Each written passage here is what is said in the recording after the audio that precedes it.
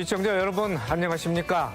한 주간의 뉴스를 더 깊이 있게 분석하는 전주 MBC 더체크 이몽진입니다.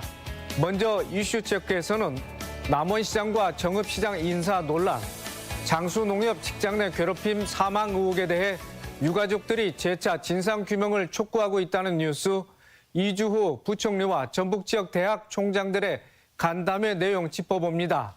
이슈 토론에서는 요즘 가장 큰 관심사인 난방비 폭등의 원인과 대책 이야기 나눠보겠습니다. 먼저 한 주간의 이슈를 짚어봅니다. 홍민호 변호사와 함께합니다. 안녕하십니까? 네, 안녕하십니까? 네, 남원시가 요즘 인사 문제로 시끄럽습니다. 최경식 남원시장이 지난달 정기 인사에서 중간관리자급 공무원 10여 명의 보직을 박탈했습니다. 이에 따라 반발이 일고 또 파장이 커지고 있는 상황 아니겠습니까? 네, 맞습니다. 남원시장의 이 독단적인 공무원 인사에 대한 논란이 좀 계속되고 있습니다. 인사 조직 개편 과정에서 의회 승인까지 건너뛰면서 같은 당 소속 시의원들까지 좀 등을 돌린 상태입니다. 그 이유는 이 최 시장이 중간관리자급 공무원 15명의 보직을 특별한 이유 없이 박탈했다는 것입니다.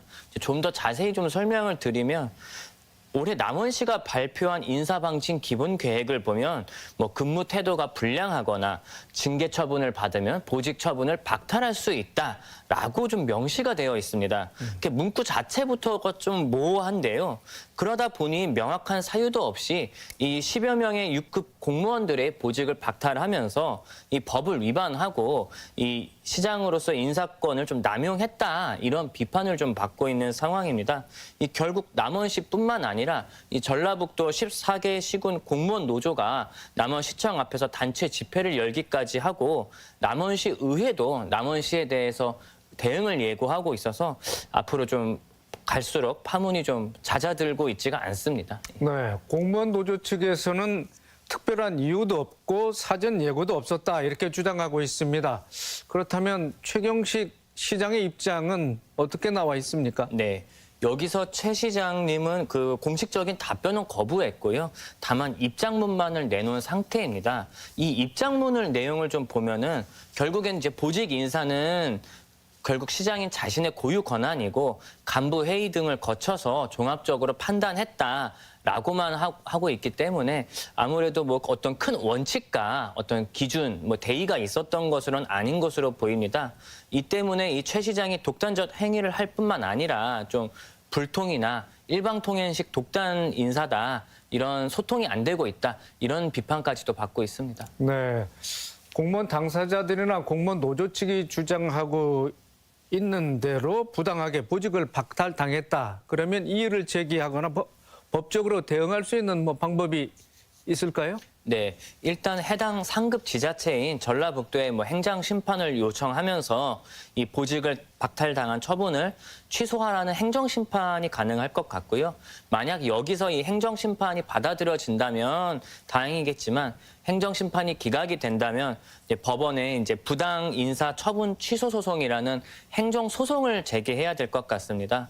그리고 이렇게 행정 소송 등을 제기함과 아울러서 재판 결과가 나올 때까지 이 보직을 박탈하는 처분을 집행을 좀 정지시켜달라는 이 가집행 소송까지 해야 재판이 오랜 기간 계속되더라도 보직을 유지하면서 소송에 대응할 수 있을 것 같습니다. 네, 현재 도내 13개 시군 공무원 노조까지 가세하면서 규탄 대회를 열고 있는 그런 상황인데요. 특정 단체장의 인사에 대해서 이렇게 집단적인 반발이 있는 것은 드문 사례이지 않겠습니까? 그런가 하면 정읍시에서도 비리로 처벌받은 전직 도의원을 별정직 인사로 채용해서 좀 논란이 일고 있죠? 네, 맞습니다. 이 비리로 처벌받은 전직 도의원을 이 조례에도 없던 정책협력관이라는 직책으로 채용해서 결국에는 시장에 자기 측근 챙기기 아니냐라는 좀 비판을 받고 있습니다. 이 사건을 좀 정확하게 살펴보면 이번 달 1일부터 이 별정직 5급 공무원으로 정책협력관으로 채용된 어떤 도의원, 전직 도의원이 있었습니다. 근데 문제는 이 도의원이 지난 2015년 도의원 시절에 해외 연수 중 수행 직원에게 이 밤중에 컵라면을 끓여오라. 그래서 이 수행원이 거부를 하자. 그럼 앞으로 이 조직 생활이 좀 힘들겠다. 자기가 괴롭혀주겠다. 이런 식의 언사를 해서 이 당원을 좀 정직받고 의회 출석 정지를 징계받았던 사람이었거든요. 거기다가 재량 사업비 관련해서 결국 비리로 집행유예까지 선고받아 도의원직에서 쫓겨났었습니다. 이러한 전력을 사용한 사람을 이 조례에도 없었던 정책 협력관이라는 이름으로 채용을 하는 것이 과연 적정했냐라는 식의 이제 의혹이 좀 일어날 수밖에 없는 상황입니다. 네, 알겠습니다. 다음 이슈로 넘어가 봅니다. 장수농협의 한 직원이 직장 내 괴롭힘을 호소하면서 극단적인 선택을 해서 충격을 안겨줬는데요. 유족들이 재차 진상규명을 촉구하고 나섰습니다. 어떤 내용입니까? 네, 지난달 12일 전북 장수농협에서 근무하던 30대 직원이 직장 내 괴롭힘을 호소하며 이 근무지 앞 주차장 차량에서 극단적 선택으로 좀 생을 달리하셨습니다.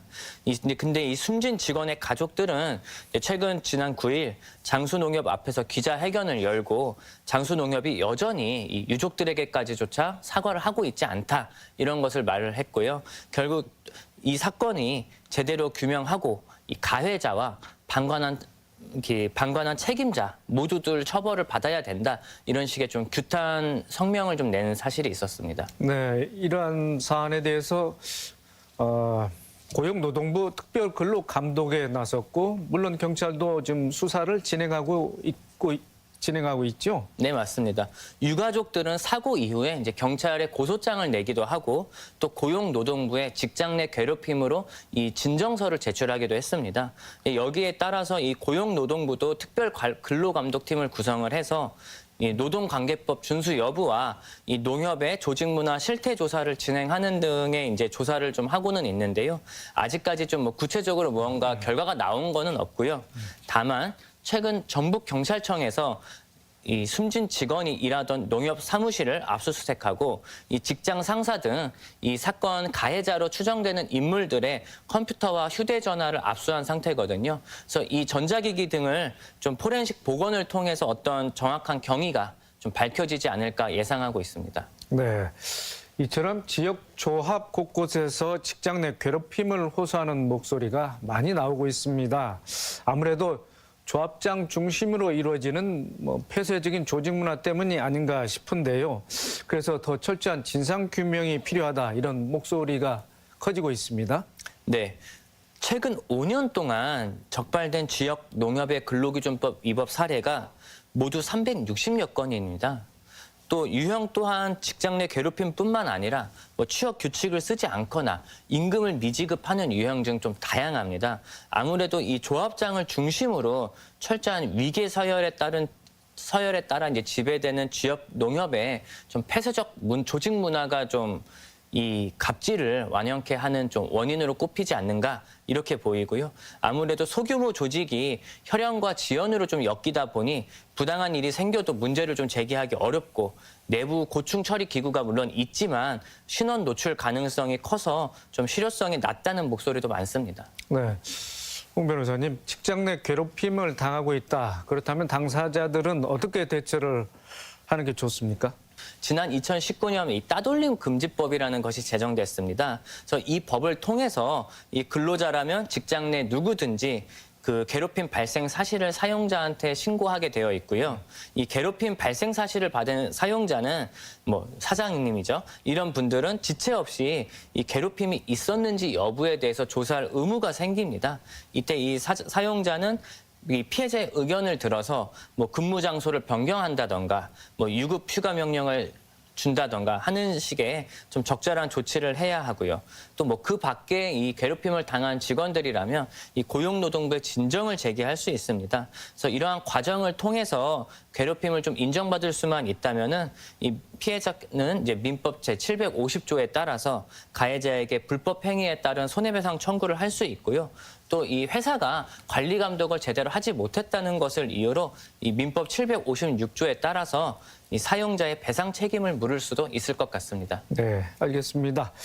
마지막 이슈입니다. 이주호 부총리 겸 교육부 장관이 지난 10일 전북 지역 대학 총장들과 간담회를 가졌습니다. 이 자리에서 정부의 파격적인 예산 지원을 약속했는데요.